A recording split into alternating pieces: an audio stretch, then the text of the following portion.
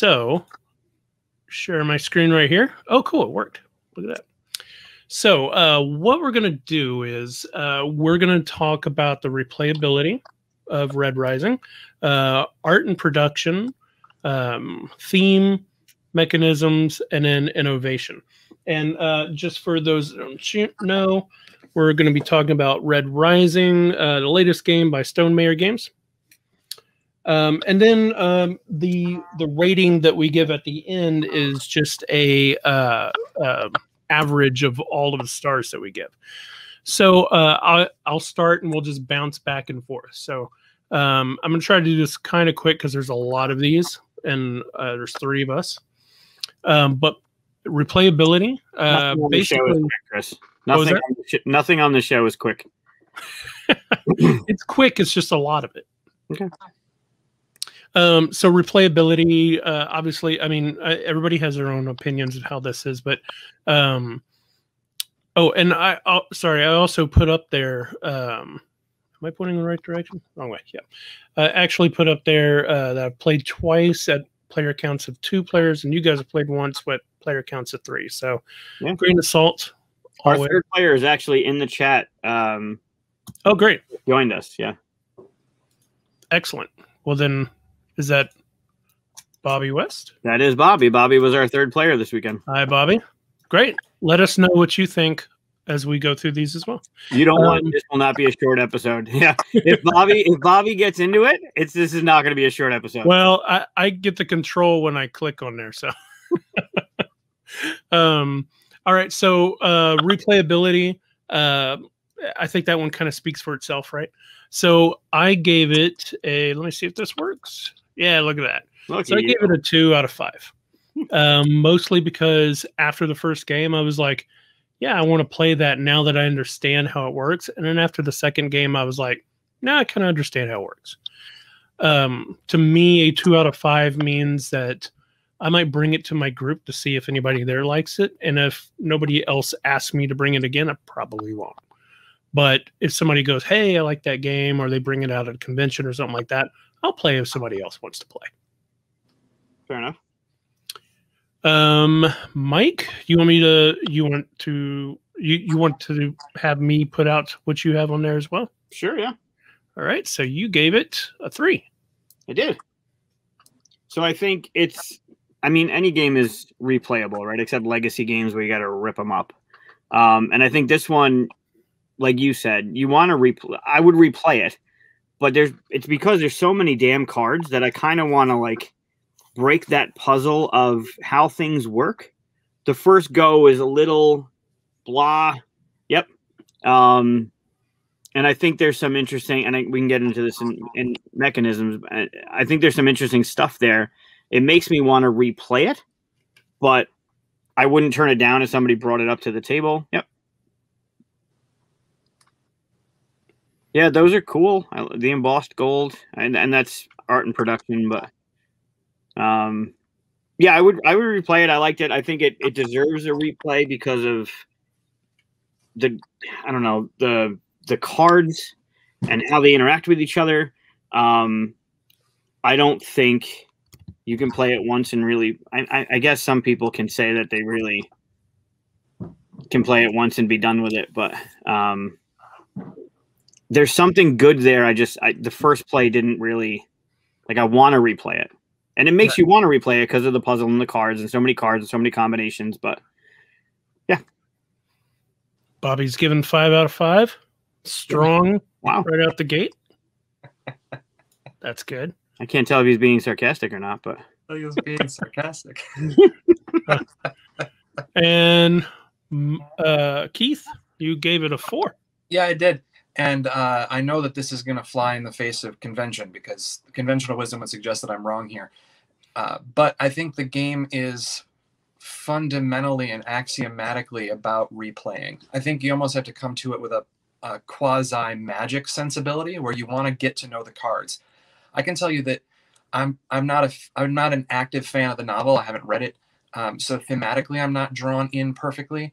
And the memorization of cards for its own sake isn't necessarily my favorite way to play a game. But I can tell you that I think if I were to spend that time investing, that the reward of playing might feel better, especially if I was in a room with people who are similarly invested. That's a good point. Oh, Bobby's saying Bobby is not being sarcastic. Not being sarcastic. Yeah, I think I asked Mike earlier. I think all three of us, none of us, I don't know how to say that. None of us have read the book, right? So this is all just based off of the gameplay. Right.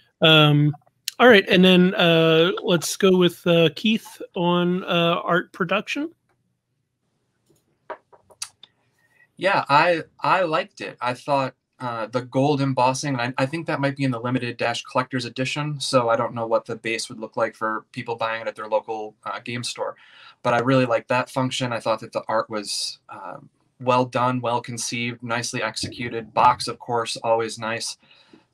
And I thought the remainder part of the boards, gems and the trinkets that kind of come along in games, I thought they all had purpose. And yeah, overall, I really did like the feel of it. That tends to be a Stonemaier quality too, is that there's something unique or special about the artistic conception. And I think this game lived up to that piece as well.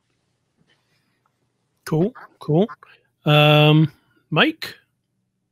Yeah. I'm curious to see where the art was coming from, if it already existed or if it was created for the game. And I'm unsure because I'm not familiar with the IP.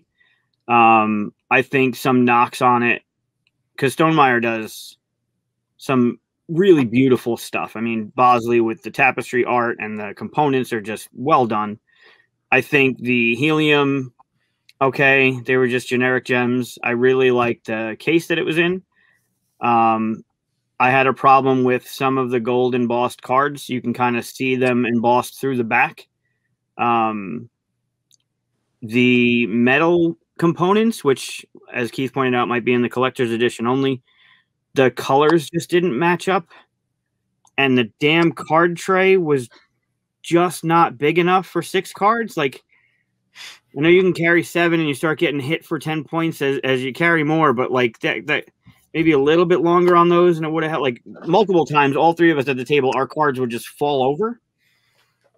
So I don't know. There were a couple knocks on it that I expected. I guess I expected a little bit more from it. The art was nice. I really liked the, I don't know if this would fall under mechanism, but I liked how the cards kind of displayed on the left with like this little color banner, what cards it worked with. That was really cool. But even like Bobby had pointed out to us, the die, the Mars emblem was not on the die. It was just a helium icon. So that, I mean, that was even, I don't know, a misstep, or I don't know why you would pick that specifically, but so it was nice. I mean, it wasn't crappy. It was definitely, yeah. It wasn't poorly done. There were just some things. It might have been my copy that was just embossed a little too heavy, so you can see it through the backing. Although, as Bobby and Keith pointed out while we were playing, you really shouldn't be looking. And it didn't come up in the game at all. But if you are looking for that kind of thing, you probably shouldn't have that kind of person at the table while you're playing anyway. Oh yeah, it's a quality piece. It was well. Bobby's giving art 3 out of 5. You were talking about the metal pieces that are your tokens and stuff like that. So yeah, that they're metal, so that's supposed to be yellow, and that's supposed to be red. Yeah, the red and the purple were really similar. Yeah, right. Here's the purple. Of course, they're in bags, and there's the red. Yeah.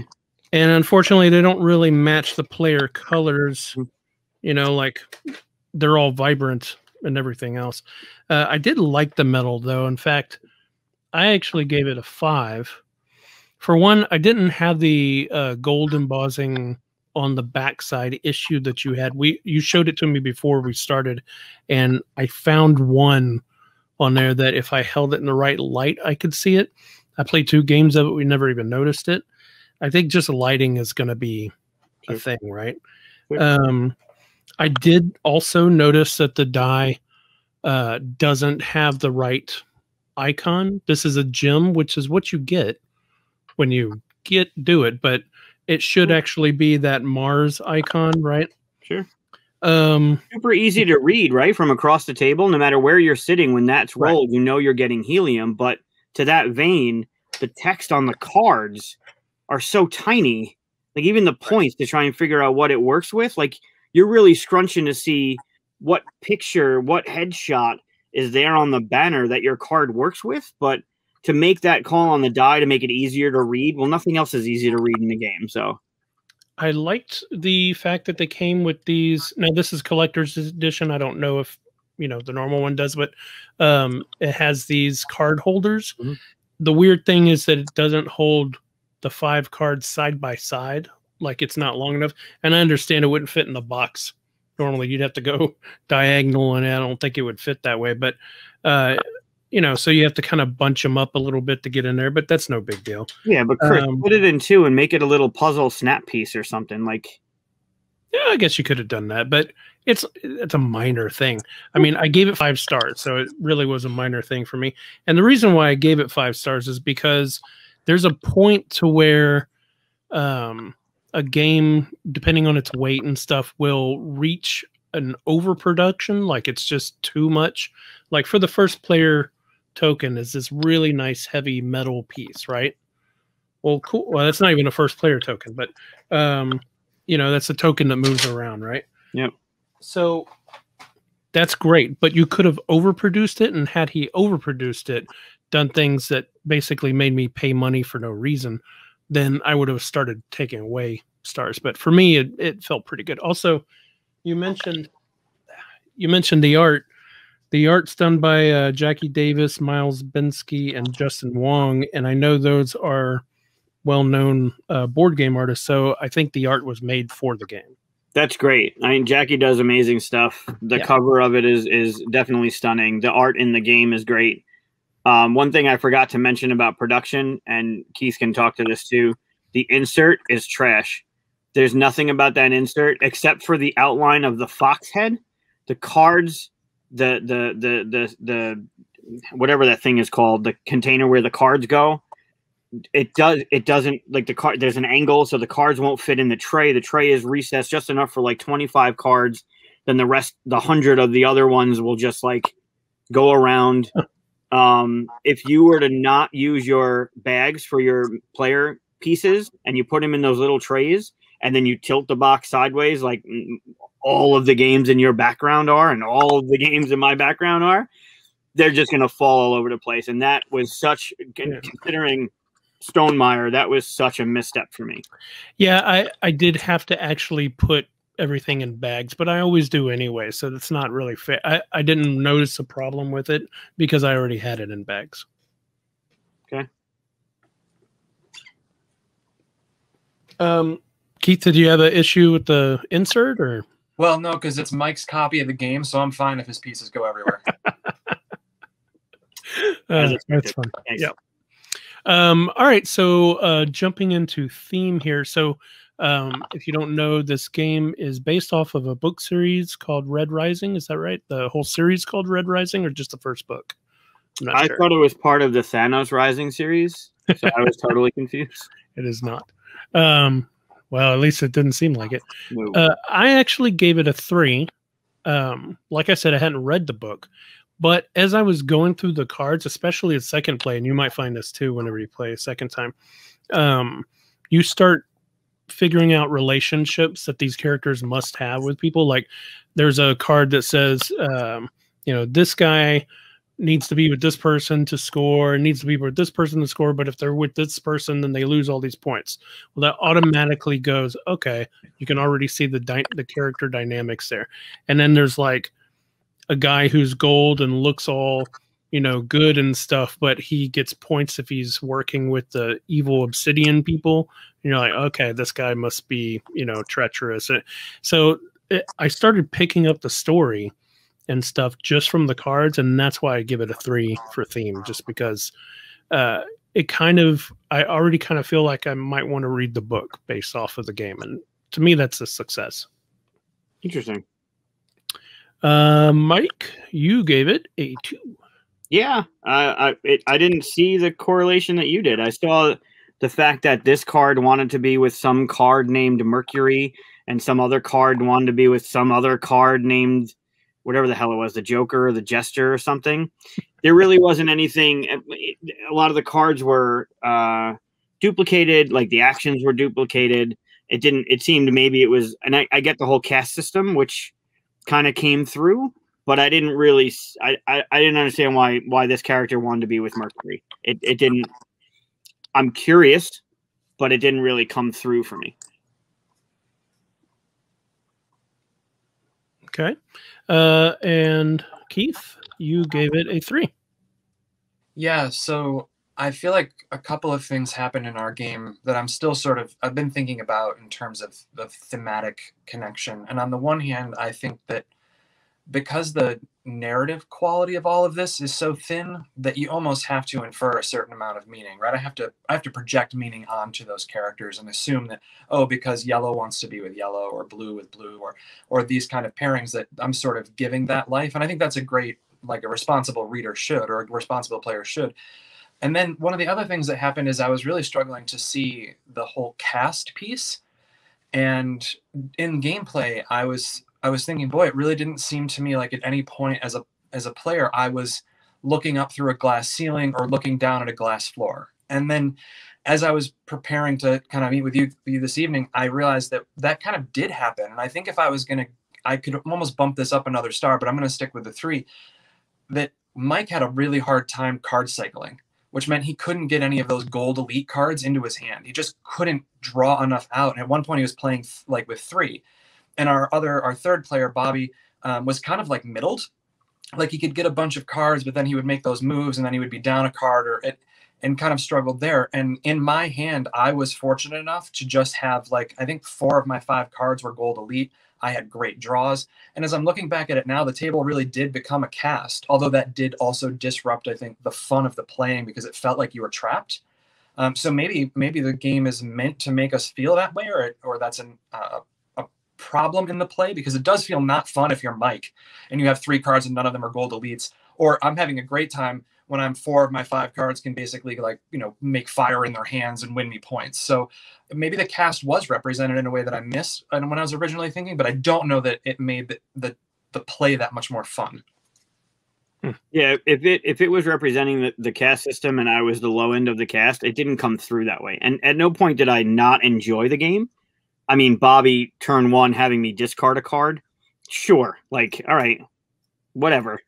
But throughout the game, it was, as Keith pointed out, it was frustrating for me to be playing at 3 cards when I have a nice combination and I don't have another card or 2 or 3 or 4, because 7 cards, to be able to manipulate the board at any given time. And then at one point, we were even limited to 1 column having cards and 3 columns being empty. And it's like, well, what do I even do? I'm going to put a card down, and Bobby picked up. I'm going to stop you right there because you're talking about mechanics. So let's go ahead and get into our mechanisms. Sorry.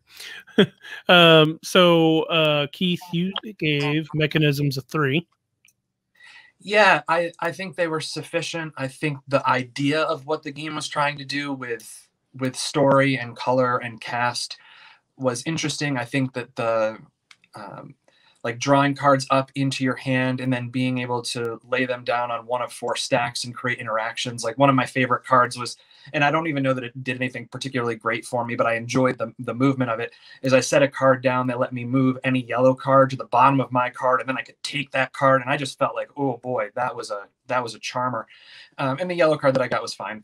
But I liked that piece of it. I think the problem with any of the mechanisms lay in the fact that if you're not facing the board directly and have exceptionally good eyesight, interacting with the text is, for 3 out of 4 players, or for, in our case, 2 out of 3 players, it was, I mean, nearly prohibitive. So while the mechanisms I thought had a lot of, like, I don't know, joy to them, the thing that kept me from enjoying any of them was that I physically couldn't interact. So at one point I just stopped playing text and I just played color. I would just go, oh, this card wants to be by blue. That's a blue. I'm taking the blue. And I stopped thinking about, oh, how are these things interacting individually, or how could I get extra bonus points? Because it was just impossible for me to read the card. And I didn't want to take every, sometimes you could have 7 cards in a row and the game allows you to take the rows into your hand to consider them. but this could make for, 5-minute turns and, 15 or 20-minute rounds, which felt, again, maybe not like the best way to spend my time. By the way, Bobby gave it 1 out of 5 for theme. And it sounds like 1 out of 5 for mechanisms. And he's got a good point. It definitely was hard to cycle, right? So maybe not. Maybe it was just the way the cards came up for us. But man, yeah. Well, I just put up your rating there for 2, and Katya, I think, is agreeing with you. Yeah, it's. I don't know if Katya played it, but it's hard because I really feel like there's something good there. It makes me want to play it again. It's just, it's frustrating that it was a misstep, right? I feel drawn to the game for something, and I don't know if it was the replayable nature or a specific mechanism, but thinking about it, the way it's play a card and draw from somewhere else, that's cool.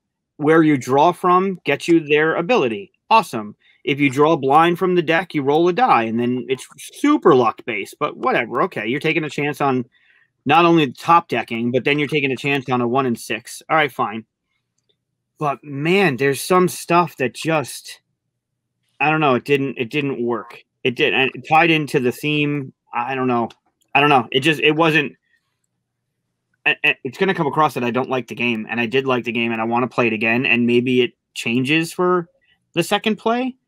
Like we can try it on Wednesday and see what happens again, and maybe we come out the same side. But man, I really wanted more to happen to it. So I'm going to agree with you on the 2 stars. Yeah, it was a fishing game for me. It was, you start off just kind of this nebulous, not sure what to do, but I guess I'll try this card to match up with something. And you end up, after 10 minutes into the game, you end up just hoping that something will come up, right? Mm-hmm. Or if it gets buried in one of those columns, good luck ever getting that. Right. And then you have to abandon that and move on. It's not something you can really plan ahead. You can't go into the game saying, oh, I'm going to try this way or this method. It all depends on what random 5 cards you're given at the beginning of the game. Yep. And then with those random 5 cards, you go, okay, I guess I'll do this. And when it comes down to it, it's rummy. Yeah. Yeah. It's rummy with 4 columns. And you can't, before you play rummy, you can't go, ooh, I'm going to focus on kings, aces, and 5s. Yep. You can't do that. You just go, well, let's see what the hand is, and I'll work with it. And that's really what you're doing this whole game. Rummy's a fine game. It's fun. And this is rummy with extra bits thrown on top of it, right? And with a theme put into it. So, like I said, I don't mind playing rummy, and I don't mind playing this, but it's got the same issues with rummy, where if you're thinking at the beginning, oh, I started with 3 kings, I need that 4th king, and that 4th king's at the bottom of the deck, you lose, and you don't even know it at the beginning of the game. Yeah.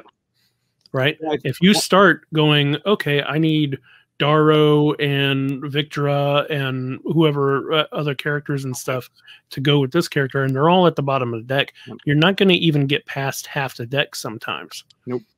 And so you won't even see all the cards. Yeah, which is fine, right? I mean, that ties into the replayable nature of a game. When you have so many cards that are like, you have a dozen cards and 3 are shuffled for the entire game, great. There's so many cards we haven't even seen yet. But there came a time where we had, and I started on this earlier, there came a time where we had 3 of our columns just depleted. There was nothing in them. And some games have this release valve where you can like wipe we were just playing, Keith, we were playing Codal. Do I even have it out? I don't even know where it is. I have it somewhere. Where at one of your actions can be to just wipe the display and then refill it up. So maybe you get into the cycle of no one's taking some shit and you want to take something better than what's offered. Okay, fine. I'm going to take what's there, wipe it, refresh it. And there was none of that in this game. It was all specifically, and maybe I'm missing something, but it was all specifically how you played the cards and where they were being played, where we had, for some of the game, 1 column was out, then 2 columns, and like, all right, well, now it's really getting restrictive. then we got to just one column that we were playing out of, and it was like, give me something there. Right now we're just complete. We have the banish stack and we have this one stack. I don't know. Ran over. All right. Well, let's move on to. I was going to say something more positive, but going into innovation, I give it 1 star. And this is influenced by the fact that it's a Stonemaier game, and I expect more innovation from Stonemaier games. Mm-hmm. I own and love all Stonemaier games that have come before this, except for Pendulum.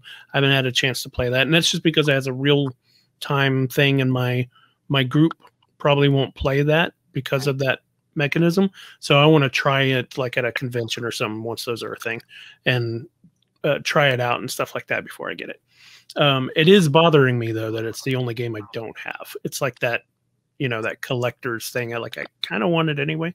Yeah. But every single one of the games before this is something. It just has a flavor or something new that you don't see anywhere else, right? Yeah. So innovation for me, it probably would have been a 2 any other publisher, but I gotta admit that I bumped it just a little bit more because there was some disappointment there. I mean, like I said, in the end, it's Rummy. Fair. Oh, and looks like Bobby agrees with you. Bobby's gonna agree with me. Yeah, he really liked this game. He actually got 2 copies.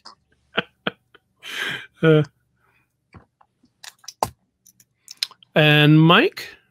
Yeah. We're agreeing. It's not good when we agree. I know. 2 of ours agree. 3? 2 of ours agree. Yeah, I'm the same. There's not much I can add to yours. It feels like there was just, I don't know. It just wasn't up to par. But also, like you had said, and I didn't think of it that way. I mean, if it's Rummy, right? Like, what's new? What is it doing that's different than other games? You're playing, I mean, to play a card, draw from somewhere else. You top deck, you roll a die, you do something, you get. I mean, the 3 triggers for endgame, I don't know. It was missing something. But it was fun. Like, I had a good time playing it. Maybe it was the people I was playing with at the table. I don't know if that made it better than it really was, or I don't know. Yeah, well, part of the reason why I wanted to do the rating, the review, and this kind of thing is because innovation might not be that important to some people. I also had fun playing it. Sure. It's not always the most important thing, right? Yep. Keith, your innovation was 3. Yeah, so there's a couple of things that places where I would say, oh yeah, I really appreciated what it was doing. And I think one of the things that Chris said earlier was that it's basically Rummy with 4 rows. And I think one of the things about strategy gaming, and particularly Stonemaier strategy gaming, is that there is meant to be this chess-like predictability, right? Like if you enter the right series of opening moves, you can get to a middle where you have an opportunity to expand. And if your opponent isn't quite as nimble as you are, a real chance at winning. And I think that's one of the things that I've come to like about their catalog, is that it feels strategic in the way that, good strategy games like chess or Go have those kind of components. But I like the comparison to Rummy because I think what this game's asking us to do maybe is to be mentally agile, right? Not to be set in a path and to expect that somehow we're going to be able to strategically weave our way in and out, and that maybe that agility is part of how Stonemaier's pushing us as an audience to say, hey, here's a different way of playing, and no, you're not going to get the privilege of planning moves 1 through 4 and waiting your opponent out. Like, you're going to have a thought, change that thought, see something, look 2 moves ahead, see something strategic, abort a previous plan, hop onto that new thing, because you can capture cards one at a time and have things happen. And then the other thing that I liked about it was I feel like it put me in an uncomfortable spot because I'm not going to learn all of the cards, but I like the idea that the game dares you to do that, because we know that in Magic, there's audiences who will memorize thousands of cards, tens of thousands of cards.